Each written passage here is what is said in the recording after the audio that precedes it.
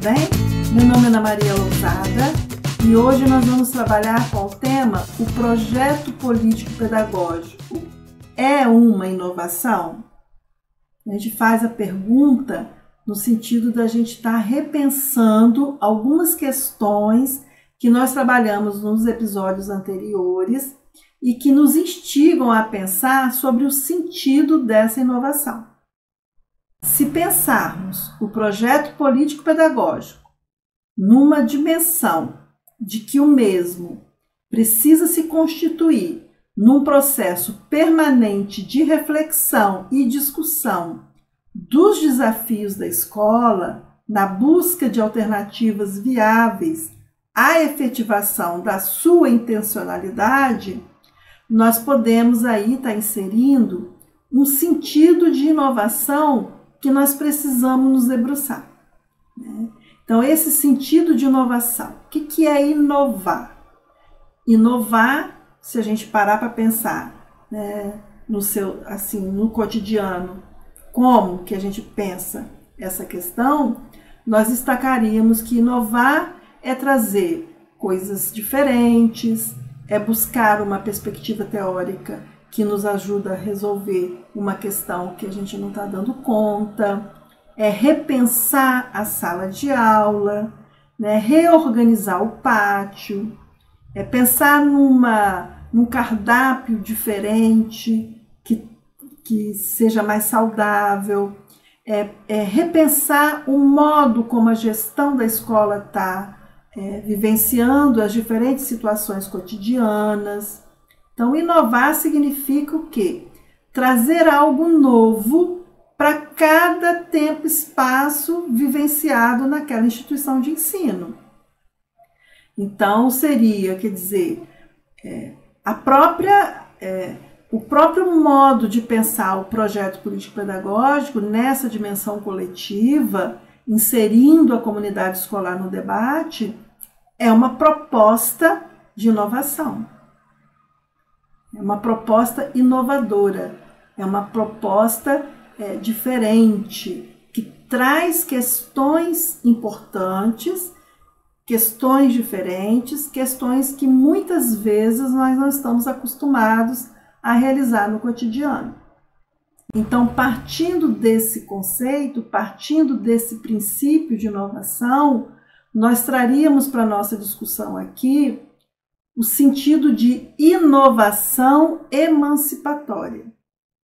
Parece redundante, mas a gente achou fundamental trazer para que não seja uma inovação modismo, uma inovação porque alguém está fazendo, então eu vou fazendo também. Não. Nós precisamos pensar nessa inovação na medida de uma emancipação. Uma inovação que, de fato, vai possibilitar a formação de consciências críticas, né? Uma inovação que garanta uma reflexão da realidade vivida. A gente traz esse capítulo aqui para estar assim, sabe, fortalecendo tudo que a gente já discutiu e fazer um marco aqui nas questões que a gente vai precisar discutir nos próximos capítulos. Uma inovação nessa perspectiva que pensa uma ação compartilhada. E essa ação compartilhada na produção do documento e na implementação do documento, no dia a dia, né? Planejamento compartilhado, tanto do ponto de vista do planejamento entre os profissionais fazendo o chamado planejamento coletivo, e também do ponto de vista do trabalho realizado com as crianças. Como que as crianças estão se inserindo no planejamento cotidiano, na organização do trabalho pedagógico. Como que as crianças estão inseridas no planejamento das aulas que serão vivenciadas. Elas estão tendo vez e voz? Se estamos trabalhando na dimensão do projeto de estudos, sim, porque o projeto de estudos requer que as crianças estejam juntas pensando aquele tema de estudo que vai ser trabalhado. Então, aí, nesse sentido, eu estou falando de uma inovação emancipatória. Uma inovação que traz uma ação consciente e organizada. Então, não dá para eu organizar uma sequência didática a partir de um projeto de estudos pensado por mim para as crianças executarem. Aí eu vou estar sendo incoerente. Mas se eu trago as crianças para o bojo da discussão, eu vou poder sim apontar questões que são importantes, porque esse é meu papel enquanto professora, enquanto professor, enquanto pedagoga. Mas elas sabem o que vai acontecer, por exemplo, amanhã, quando elas retornarem para a escola, porque foi planejado com. Então, eu estou falando de ação compartilhada. Então, veja que aqui a gente traz, sabe, a dimensão completa de um PPP, que é desde a sua organização, nessa dimensão de reflexão da realidade, de ação compartilhada, de uma ação consciente e organizada, onde a comunidade escolar como um todo está pensando esse documento orientador, mas nós estamos aqui no nosso cotidiano implementando esse documento nessa dimensão. Senão ele não é uma inovação. Organizar um documento coletivo e engavetá-lo e fazer tudo do mesmo jeito que fazia não é inovação. Só é inovação nessa dimensão emancipatória se nós produzimos coletivamente e implementamos coletivamente, o que dá um trabalho. Muitas unidades de ensino, muitas pessoas que estão envolvidas na gestão de uma unidade de ensino desistem porque não dão conta dessa coletividade. Porque trabalhar a coletividade dá trabalho. Trabalhar dá trabalho. E essa coletividade ela vai exigir clareza por parte de quem está fazendo a gestão, né, de que não é todo mundo fazendo tudo. Então, tem uma coisa que a gente coloca muito assim. Por exemplo, a relação comunidade-escola, relação família-escola. A comunidade que eu estou falando aqui é a comunidade em que a família está inserida. A família, muitas vezes, ela vem e dá sugestão de determinadas coisas, mas, por exemplo, no que se refere ao processo de ensino-aprendizagem, quem é a autoridade são os profissionais da educação.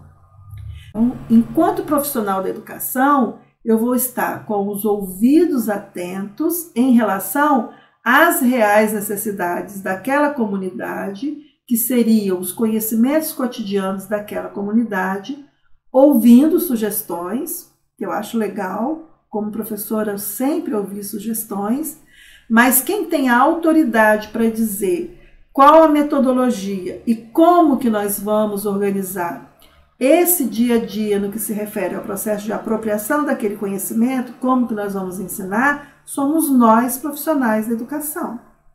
Então, no debate coletivo com a comunidade, nós vamos trazer esses conceitos, nós vamos deixar claro para eles como que vai ser feito, voltando a dizer, vamos ouvir também sugestões, mas nós é que vamos dar o tom.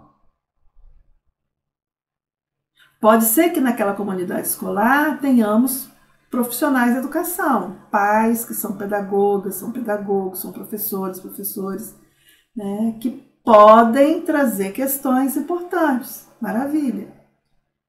Mas pode ser que tenhamos outros profissionais que são leigos em relação a isso e nós não vamos ficar reféns.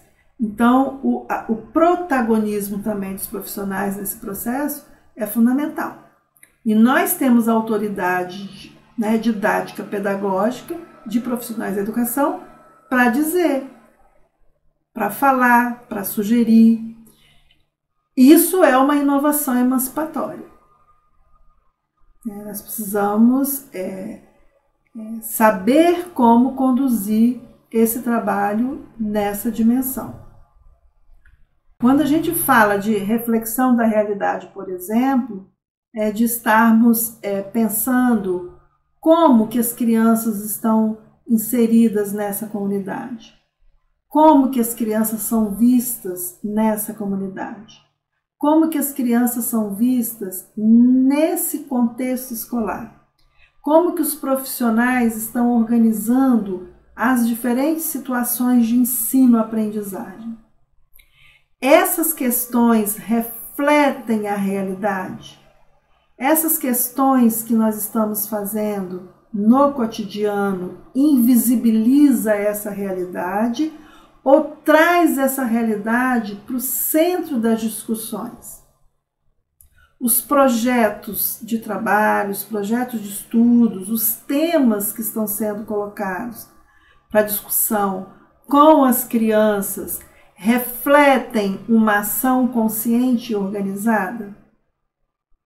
Eles tratam das reais necessidades? Se sim, nós estamos trabalhando numa dimensão inovadora que emancipa. Se não, nós estamos trabalhando fazendo do mesmo o mesmo. Então, esse momento de pensar o sentido de inovação e o que nós queremos inovar, por que inovar, como inovar e quando inovar, é muito importante para não cairmos nos modismos. Porque existem várias propostas que a gente vai lendo que são, temporárias. Quando a gente vai para a prática não dá nada certo. Mas assim, esse capítulo, por exemplo, ele precisa ficar bem aberto no documento, com várias páginas em branco, para a gente poder estar colocando, porque vão surgindo metodologias diferentes, vão surgindo propostas diferentes, que nós vamos colocando aqui. Isso é inovador? Em que medida que isso vai inovar a nossa proposta? Então, essa é uma questão muito importante para a gente considerar. E eu não canso de falar. Essa é uma questão muito importante. São muitas questões que eu estou colocando que são importantes. Então, por isso que o documento precisa ser sistematizado e organizado, para que a gente possa ter nesse documento tudo o que consideramos importante.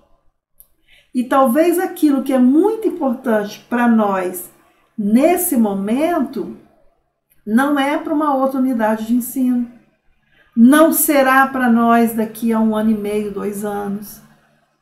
Então, isso que é inovador agora, pode ser que daqui a 1 ano e meio nós vamos avaliar e vamos ver que não é. Então, por isso que esse capítulo, ele precisa trazer esse conceito que nós estamos colocando aqui, e é um capítulo para ser escrito ao longo da implementação. Aquilo que a gente está trazendo de diferente em relação à perspectiva teórica, em relação à metodologia, em relação à organização das situações de ensino-aprendizagem, em relação à organização dos recursos materiais, precisa vir para cá. É uma discussão que vai acontecer no dia da reunião, vai acontecer no dia da formação, são várias questões que vão acontecer aqui nesse momento, nesse processo. Então, a formação continuada dos profissionais da unidade de ensino. A formação que nós pretendemos fazer com as famílias. Nós vamos inserir aqui. Nós vamos estar inserindo nesse processo. Lá nas diretrizes do capítulo anterior, também. Mas aqui a gente vai estar colocando aquilo que a gente entende como algo que vai ser, o diferencial, que vai inovar nessa perspectiva da emancipação. No próximo capítulo, nós vamos discutir sobre como organizar o documento. Como que nós vamos organizar o PPP na dimensão de uma gestão democrática? né? Nós falamos de coletividade e tudo mais, e ali nós vamos dar dicas de como fazer isso, como que nós vamos sistematizar esse documento.